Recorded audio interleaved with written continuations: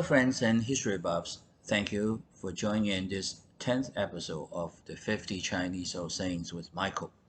My name is Michael Lu. How are you guys doing today? The old saying today is when my index finger jumps by itself. Again, when my index finger jumps by itself. In Chinese, it's 食指大动. And again, 食指大动. It is used when someone feels hungry to know something special and delicious is coming his way. This old saying is melodramatic in that a ruler got killed simply because he had failed to treat someone anxious with turtle meat at the royal banquet.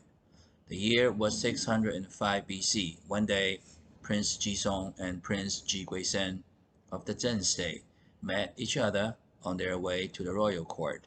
No sooner had them begun chatting then Jisong's index finger started jumping here and there by itself. Amazed and surprised, Jiguisen asked for the reason why. When Jisong said, "I was born that way, and my index finger always does that whenever something good to eat is coming my way." About the Zheng state, we have mentioned it in both the second and fourth episodes. In the second episode, the Zhenchuan Duke in early 722 BC had wiped out his younger brother Jishuduan's rebellion, while in the fourth episode, the Zhenzhao Duke Jihu had turned out Jishi Duke's marriage proposals twice in 706 BC. During those days, the Zheng state was still regarded as a militarily influential power among the vassal states around it, only to be replaced later by the Qi state around 680 BC and the Jin state around 630 BC as two subsequent great powers. Earlier that day, a special gift from the Chu state had been carried to the royal court, which happened to be a huge turtle weighing over 100 kilo, caught in the Han River, a tributary to the Yangtze River as the second largest river in China, running through the whole areas in southern China. At the time, the Chu state was in the south, with the size of its territory even larger than that of the Qi state in the east, Jin state in the north, and the Qing state in the west.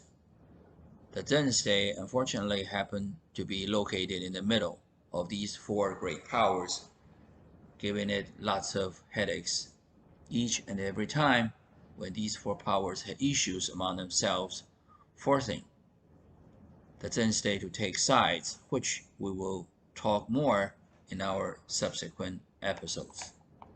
When the two princes saw their master, the Jingling Duke, in the royal court, coming their way to tell them that they were invited to the turtle soup banquet in the afternoon, when they started bursting into laughter, hollering that Jisong's jumping index finger was right again.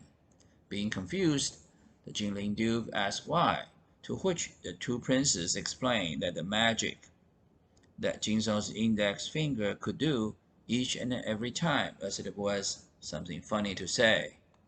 But the Jingling Duke wanted to have his own fun too, thinking it was his turn to play a prank because, after all, he was the only one who could decide who would have a taste of the turtle soup in the afternoon. He then instructed the servants to ladle out the turtle soup to everyone one after another until there was nothing left when it came to Jisong's turn. Seeing his little trick had worked, the Jingling Duke said sarcastically, "Maybe your jumping index finger has failed you this time." Infuriated by being made the laughingstock in front of everyone, Jisong jumped over his table and ran to reach the master's table a few feet away. He then scooped a chunk of the turtle meat from the master's bowl with his bare hand and swallowed the meat in a split second, saying at the same time in a provocative tone, "See, the index finger still works." Then he He left without apologizing to his master, which later turned out to have been a stupid thing to do. Now it was the Jingling Duke's turn to feel embarrassed and thought that there was no way he could let Jisung get away with it, saying, "This has gone far enough. Doesn't he know that this country still has enough weaponry to cut off people's head?" Ji Guisen tried hard to help patch things up the next day by asking Jisung to apologize and to make peace with the Jingling Duke, but Jisung refused by claiming that it was the master who had been rude first and therefore should apologize first. A couple of days had passed, but no one apologized.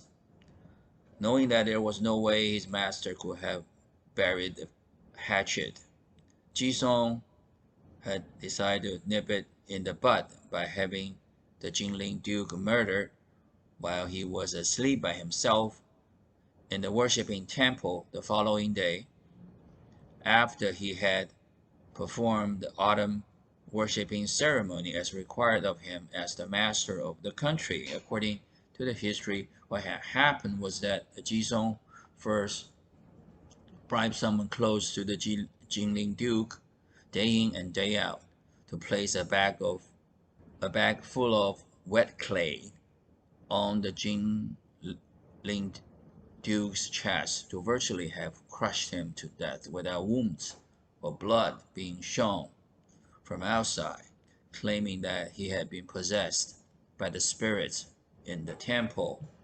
Hey guys, this wraps up today's episode of the 50 Chinese old sayings.